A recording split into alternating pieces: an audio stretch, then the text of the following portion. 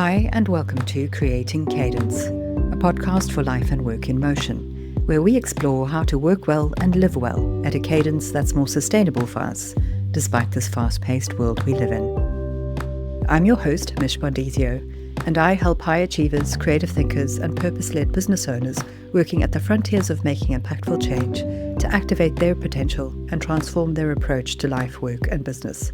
And the aim of the podcast is to champion fresh ideas around creativity, culture, innovation, productivity, sustainability, and the future of work. This is episode 78, the first of Lucky Season 13, published in April 2025. If you're new here, welcome.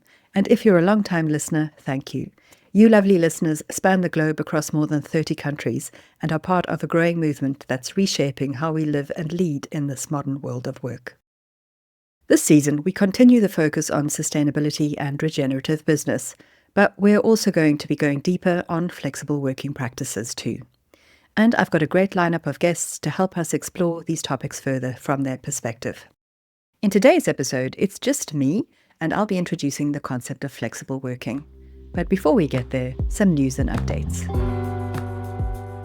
So spring is definitely here in my world. We've had a gorgeous couple of weeks in the northwest of England, where I currently live, with beautiful sunbeams, new buds and blossoms, along with, unfortunately, a touch of hay fever, but I guess you can't win it all. But what I love about this time of year is that the new season is so uplifting and energizing, and after a long dark winter, everyone's mood improves and we generally end up being much nicer to each other. It's also a great time for new experiments and doing a big spring clean audit on the habits and practices that aren't working for us, whether that's finding ways to curb our social media addiction or trying new things to move our bodies and our minds so we can stay healthy and happy despite the news of the day. As someone who advocates for experimentation as part of improving our intentional productivity practices, I'm always testing out new things myself too. And if you followed the previous season of the podcast, you'll know that over the last few months, I've been testing out a liquid mental performance shot called Magic Mind because of its potential advantages for my focus and productivity. So how this came about was that the Magic Mind team reached out to me after hearing my podcast to ask if I was interested in testing their product for 14 days. And if I liked it, they asked whether I'd consider a longer-term collaboration. So I was curious to find out more, and after I did some research into what the product actually was and what it might help me do, and also into the company itself, I felt like it might be a good fit, and I decided to give it a go. So the product arrived, and I started drinking this little bottle of green liquid every day before a deep work session. And it took a few days for the effects to take shape, but once they did, the results were really very obvious.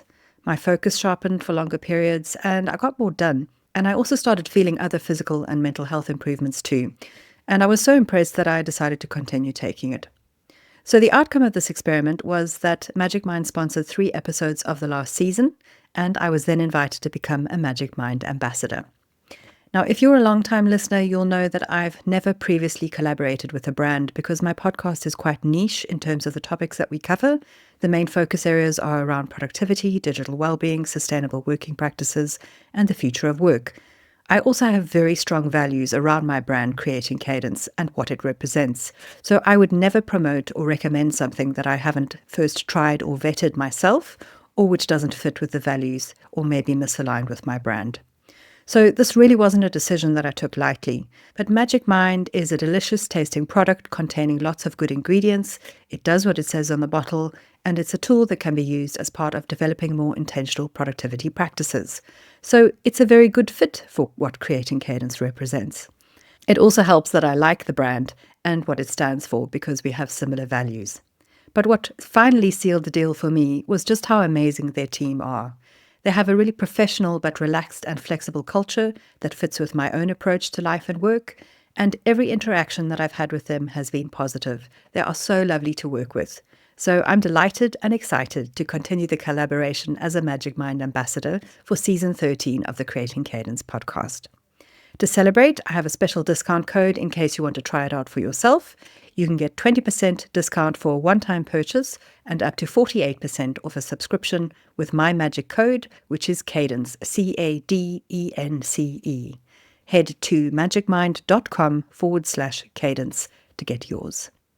And speaking about experiments, something new that I'm starting this month is the practice of Vedic meditation. I have been a long-time meditator ever since I first tried it out to see if it would help me with my anxiety and panic attacks, which I started experiencing as part of my epic burnout several years ago.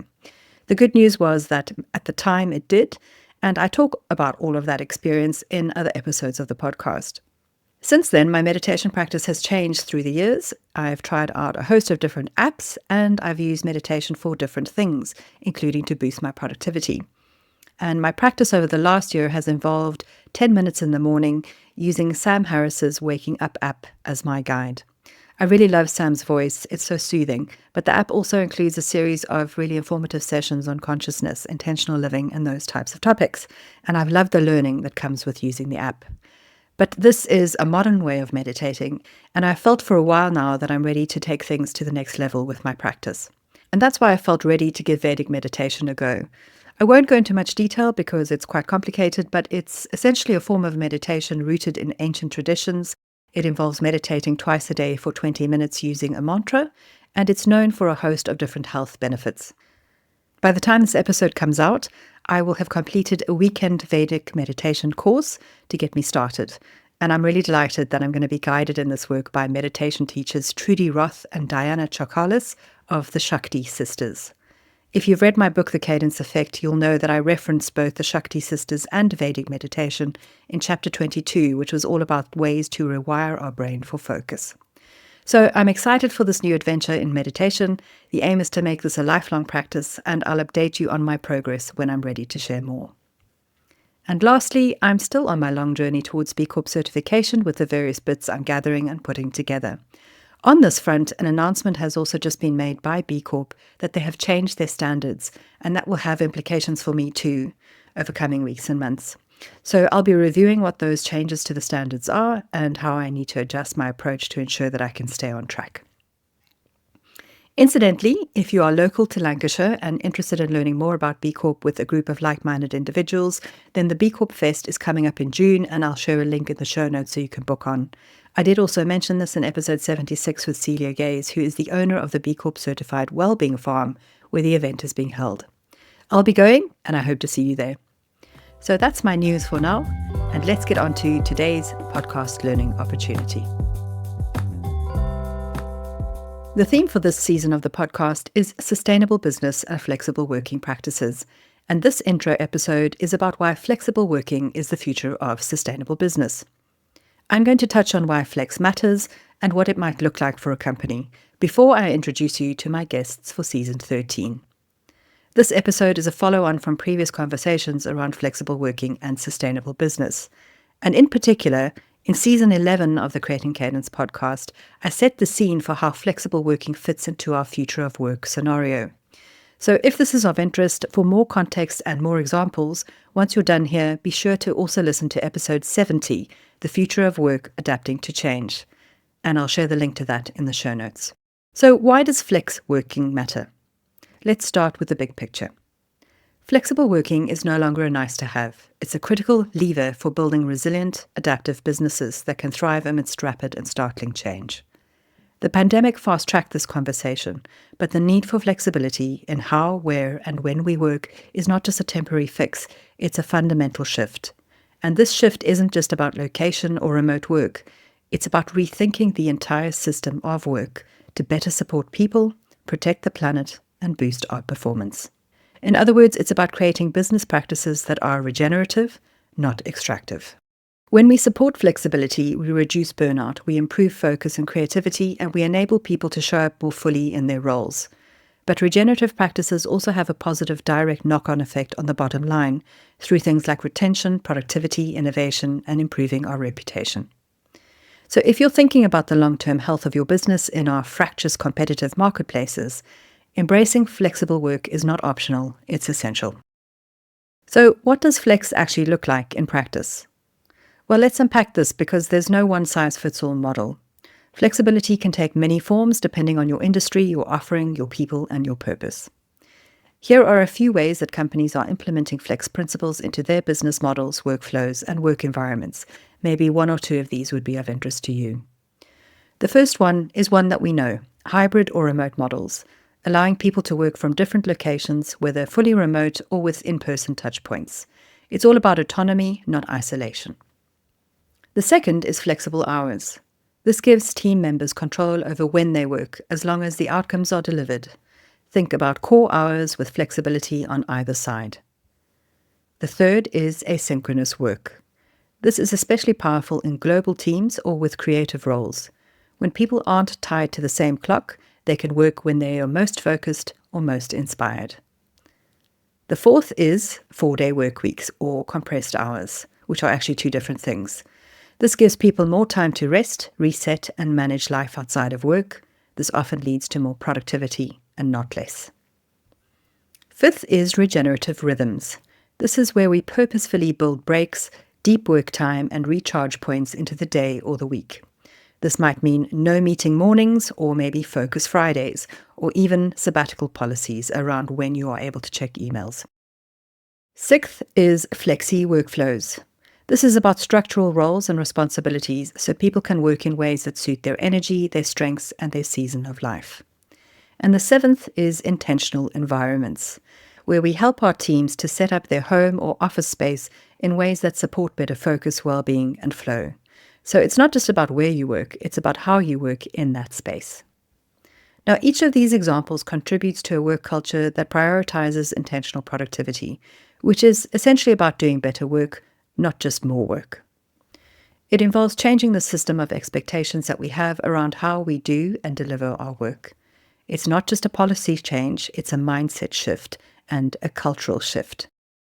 So let's take a moment to focus on the human side of this conversation, because what's so powerful about this shift is that it puts people at the center of the equation, and we often forget that people sit at the heart of our businesses. At its core, this is about recognizing that humans are not machines. We all operate with different rhythms, responsibilities, energy levels, and life circumstances. And when we create space for these realities, when we allow people to bring their whole selves to work, not just their job titles, it changes everything. So let's explore the benefits of flexi working for the people in a business.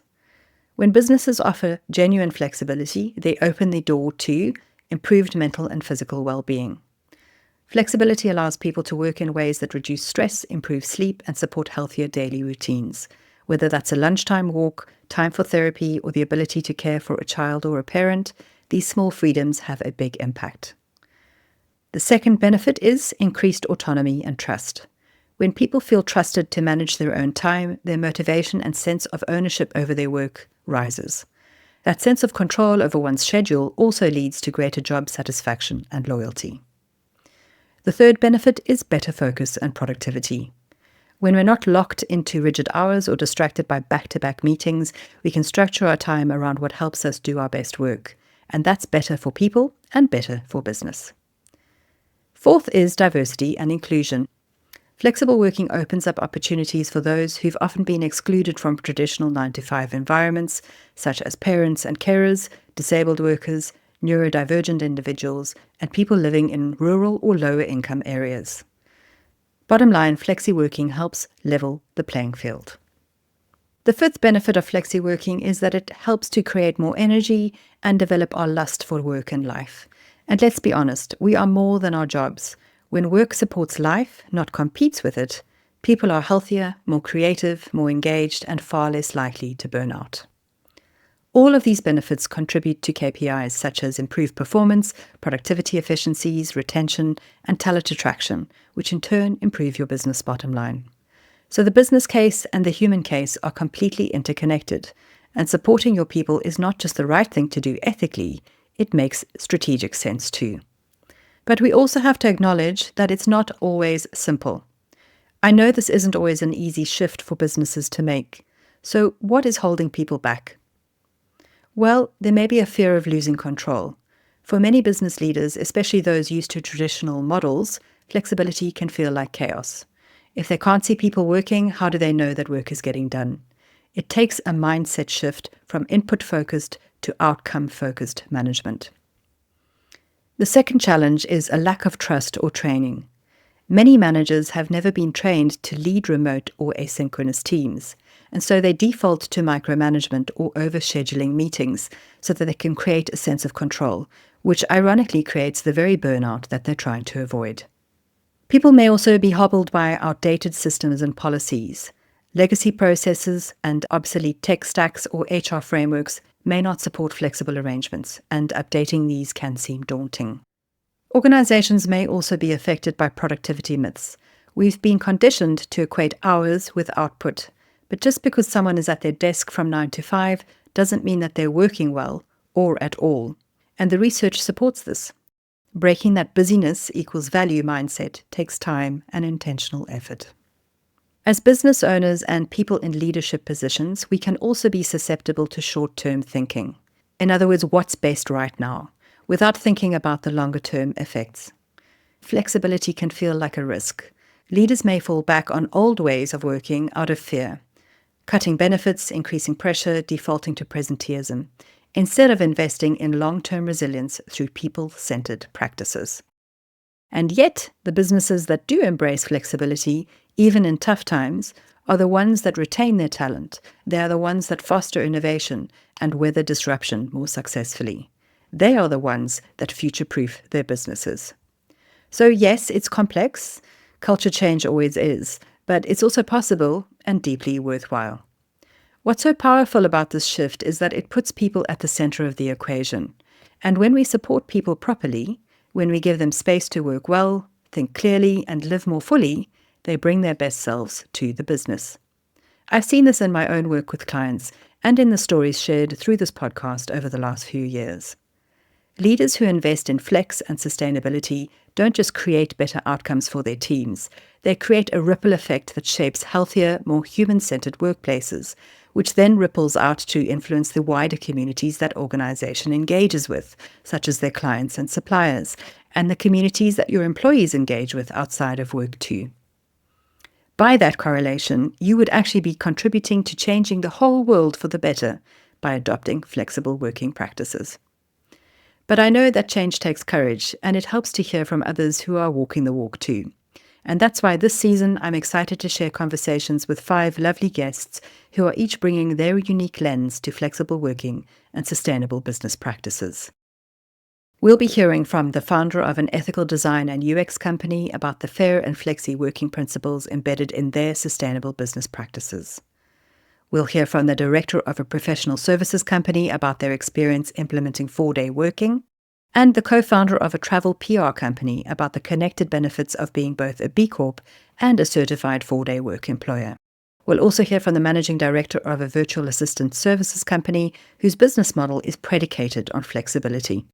And finally, the co-founder of a green claims advisory service about remote working and sustainable business marketing. Each episode is packed with practical insights and honest reflections, and I can't wait for you to learn from them. So that's what's ahead on Creating Cadence this season. I'll be back in a few weeks with the next episode, which is an interview with Larry Brangwyn, the owner of Ethical Pixels. So thanks for listening. Keep moving forwards with courage, curiosity, and cadence. And a few last things before you go.